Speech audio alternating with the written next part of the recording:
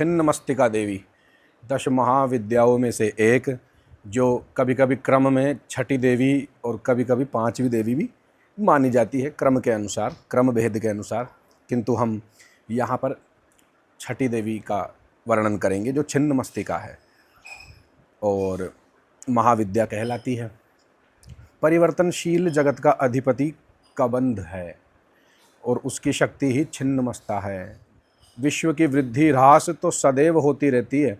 जब ह्रास की मात्रा कम और विकास की मात्रा अधिक होती है तब भुवनेश्वरी का प्राकट्य हो जाता है। इसके विपरीत जब निर्गम अधिक और आगम का कम होता है तब छिन्नमस्तिका का प्राधान्य हो जाता है। कठिन भाषा है। इनके प्रादुर्भाव की जो कथा है वह इस प्रकार है कि एक बार भगवती भवानी अपनी सहचरी जया और विजया के साथ मंदाकिनी में स्नान करने के लिए गई।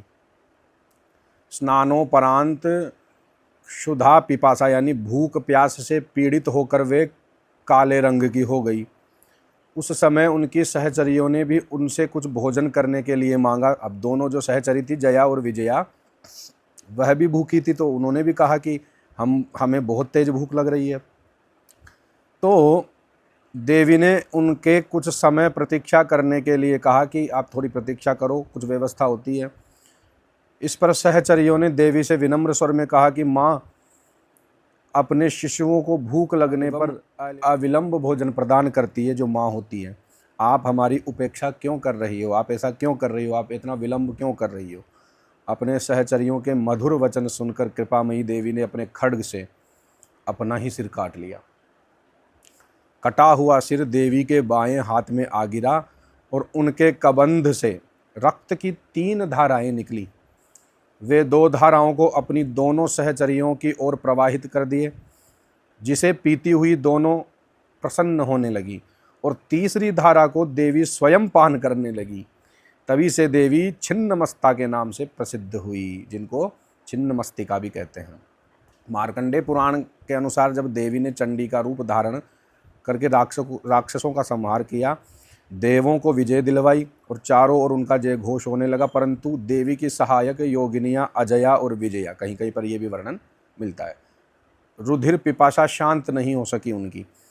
इस पर उनकी रक्त पिपासा को शांत करने के लिए माँ ने अपना मस्तक काटकर अपने रक्त से उनकी प्यास बुझाई। इस कारण से भी माता को छिन्नमस्तिका कहते हैं। इस परिवर्तनशील जगत का अधिपति कबंध है। कबंध यानी ये हिस्सा जो होता है वह कबंध कहलाता है। और आपको बता दूं कि श्री भैरव तंत्र में कहा गया कि इनकी आराधना से साधक जीव भाव से मुक्त होकर शिव भाव को प्राप्त कर लेता है। समझ रहे हैं? नाम है छिन्नमस्ता, अन्य नाम है छिन्नमुंडा, छिन्नमुंडधारा, आरक्ता, रक्तनयना, रक्तपान परायणा, वज्र वराही, चिंतपूर्णी। भैरव है इनके क्रोध भैरव। विष्णु के 24 अवतारों में किससे संबंध है इनका? नृसिंह भगवान से, नृसिंह अवतार से इनका संबंध है। ये गुप्त रहस्य है। इनकी तिथि वैशाख शुक्ल चतुर्दशी, कुल है काली कुल, विदिशा है उत्तर, स्वभाव है उग्र तामसी गुण संपन्न। झारखंड की राजधानी रांची से लगभग 80 किलोमीटर लगभग की दूरी रजप्पा के भैरवी भेड़ा और दामोदर नदी के संगम पर स्थित माँ छिन्नमस्तिका का यह मंदिर है।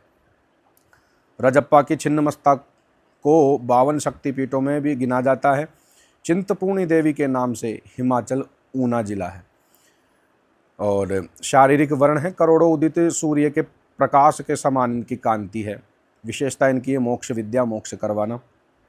छिन्नमस्ता की साधना बिना गुरु के, बिना दीक्षा के, बिना शिक्षा के नहीं करनी चाहिए, अन्यथा परिणाम हानिकारक भी हो सकते हैं। इनके मंत्र भी हैं जो बड़े कठिन मंत्र भी हैं, ध्यान भी हैं, 12 नाम स्तोत्र भी है, छिन्नमस्ता देवी स्तोत्र भी हैं और छिन्नमस्ता स्तोत्र, प्रचंड चंडिका स्वराज भी है, स्तवराज भी हैं। छिन्नमस्ता अष्टोत्तर शतनाम स्तोत्र भी हैं। छिन्नमस्ता कवच भी है जो साधकों के लिए बताए गए हैं, विशेष साधना करने के लिए, देवी को प्रसन्न करने के लिए।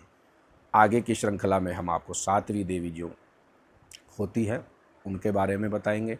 तब तक के लिए इसके पहले के वीडियो भी आप देखें। प्रथम से काली, तारा, इस प्रकार से भुवनेश्वरी, और सभी का हमने वर्णन अच्छे से किया है, तो आप एक बार देखते रहें। हर हर महादेव, नारायण।